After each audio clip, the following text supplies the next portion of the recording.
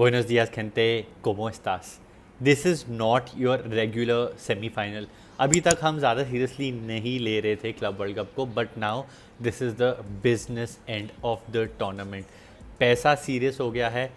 Bragging rights is on stake और यहाँ से जो भी चार टीम्स है, Chelsea, Fluminense, Paris Saint Germain and Real Madrid, all of them will take it very seriously. अभी जो चार सेमीफाइनलिस्ट है, इन्होंने approximately just by reaching semifinals बना लिए हैं 20 मिलियन यूरोस, और जो टीम फाइनल में पहुंचेगी उसको approximately 112 million. Let me repeat myself, 112 million मिलेंगे. So this is a lot on stake. सिर्फ पैसे की बात नहीं है, ब्रैगिंग राइट्स की भी बात नहीं है.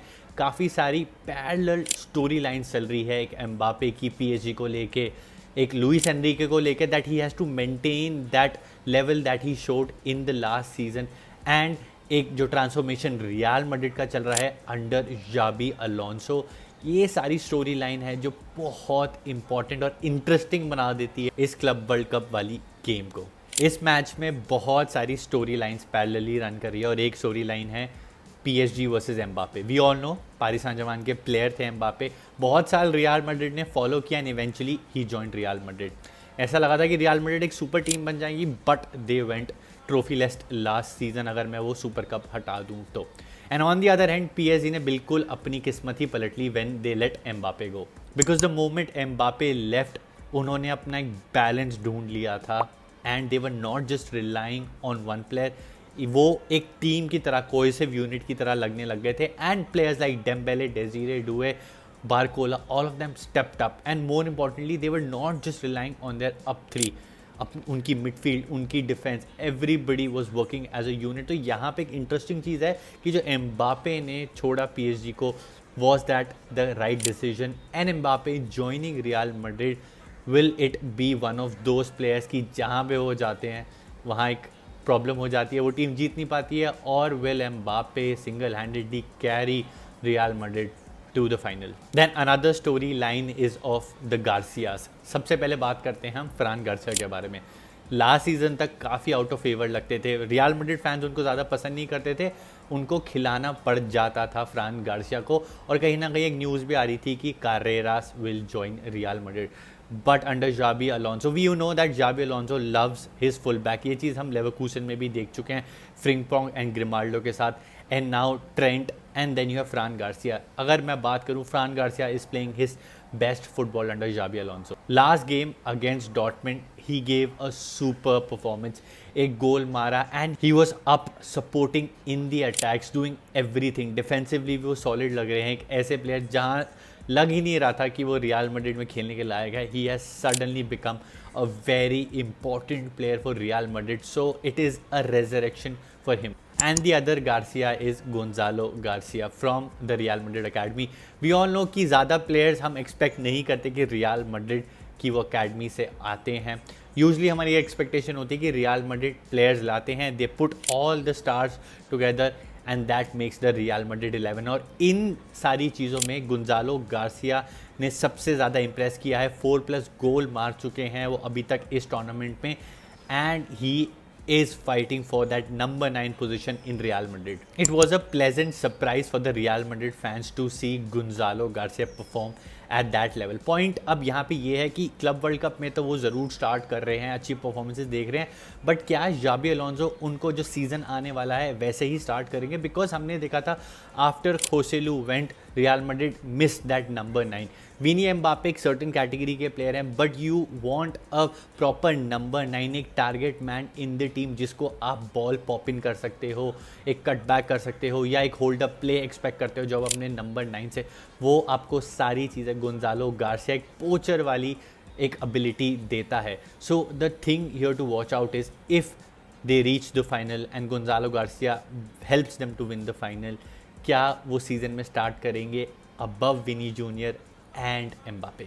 No matter how strong PSG is, चाहे जितना भी मोमेंटम हो, but they have a certain problem here. उनके काफ़ी सारे प्लेयर्स मिसिंग है इंजरी की वजह से या रेड कार्ड की वजह से. बायर्न वाली गेम में 2 प्लेयर्स को रेड कार्ड मिला, उनके reliable centre back Pacho and then Lucas Hernandez. तो वहाँ पे एक होल हो गया है. And on top of that Hakimi and Fabian Ruiz will not be available due to injury. तो जो उनकी है डिफेंस, वहाँ पे उनके 2 प्लेयर्स जो रेगुलर स्टार्टर्स हैं वो मिसिंग होंगे एंड देन एक सब्स्टिट्यूट से Lucas Hernandez.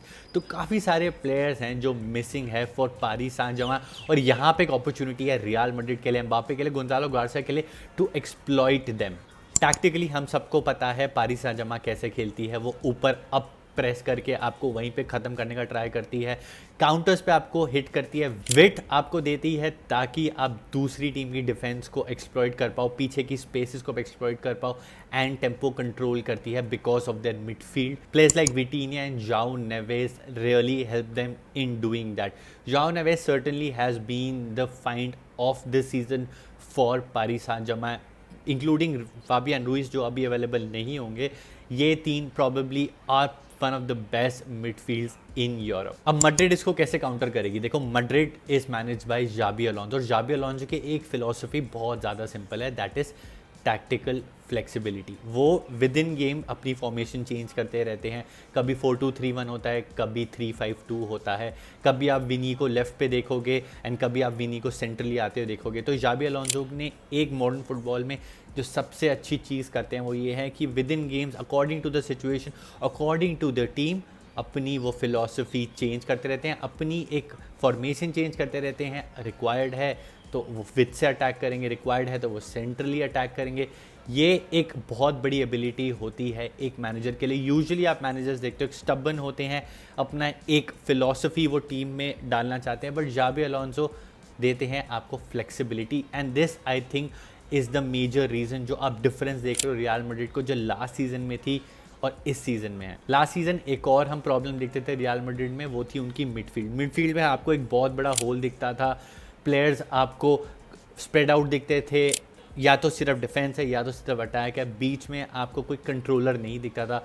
But Xabi Alonso being a controller himself for Real Madrid and for the Spanish national team, वो डिमांड करते हैं अपनी टीम से कि आप मिडफील्ड में बॉल रखो, घुमाओ, एंड चुआमेनी जो ज़्यादा अच्छा नहीं खेल रहे थे last season has become the most important player at least in the midfield for Xabi Alonso.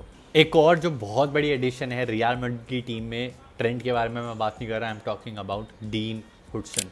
That ball playing ability जो लास्ट सीजन थोड़ी मिसिंग लगती थी रियल मैड्रिड में, they had those doggy dog defenders जिनको डिफेंड करना आता था, but dean Hudson gives you another dimension, वो है बॉल प्लेइंग एबिलिटी। चाहे जितने भी वो ऑकवर्ड पोजीशन में हो, लेफ्ट फुट हो, राइट फुट हो, he can play that ball somebody who is on the wing या सेंट्रली डाल के, बिल्कुल भी ऐसा नहीं लगता कि वो अंडर प्रेशर है, and that is the most beautiful thing.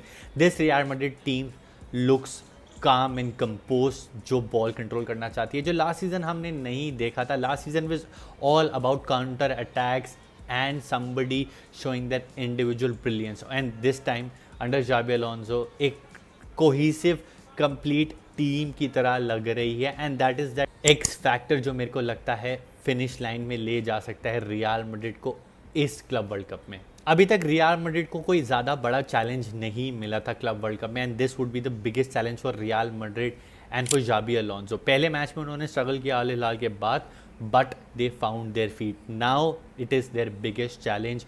नए प्लेयर्स हैं, you have Trent, Dean Huijsen and others जो शाइन कर रहे हैं, एक नई फॉर्मेशन है, ट्रांसफॉर्मेशन में है Real Madrid. Now if they beat this PSG side, Xabi Alonso अपने आप को सीमेंट कर लेंगे that he knows how to play against the bigger teams and he is ready for the Real Madrid challenge। और यहाँ से जो momentum pick up होगा in the coming season that would be really important। और यहाँ पे for whatever reason हार जाते हैं जाबी अलोंसो एंड रियल मैड्रिड, तो वही मोमेंटम कैरी होगा आने वाले सीजन में, क्योंकि when you are the manager of Real Madrid और ऑफ बार्सिलोना, आपके लिए हर गेम जीतना इतना इंपॉर्टेंट हो जाता है, बिकॉज आप हर छोटी मिस्टेक पे बहुत ही ज़्यादा स्क्रूटिनाइज होते हो। तो एक बहुत बड़ी गेम है for Xabi Alonso. On the other hand Luis Enrique is also a stubborn manager, उनके लिए पॉइंट टू प्रूव है कि वो जो था वन सीजन वंडर नहीं था। They want to continue their form, they want to continue their dominance in Europe and take it to the world level. काफ़ी इंटरेस्टिंग गेम होने वाला है, very hard to decide for me कि कौन जीतने वाला है, क्योंकि Real Madrid is playing amazing football, एक ऐसी फुटबॉल जो मैंने रियल मैड्रिड को खेलते हुए नहीं देखा है, and PSG is playing their best football under Luis Enrique. ये जो मैच है literally it is a clash between ambition and power. दोनों टीम काफ़ी एम्बिशियस हैं एंड काफ़ी पावरफुल है। एक साइड पे है द ऑयल मनी वाली PSG and then you have the legacy of Real Madrid. Champions League में कहीं ना कहीं Real Madrid has got the better of PSG over the years, but now PSG has the momentum. You guys tell me कौन ये game जीतने वाला है? Will it be Real Madrid और will it be Paris Saint Germain? नीचे comment section में आप अपनी प्रिडिक्शन मेरे को बताओ, और आपकी कोई अच्छी सी आर्ग्यूमेंट है, give your 2 cents, I read them, और अच्छी होती है तो मैं उस पर रिप्लाई भी ज़रूर करता हूँ। बाकी वीडियो अच्छी लगी तो लाइक करना मत भूलना। See you in the next one. मैं काफ़ी पास हूँ 11,000 सब्सक्राइबर्स के, तो चैनल को सब्सक्राइब करना भी मत भूलना। My target for now is 15,000 subscribers, so help me in reaching that. See you in the next one. Adios.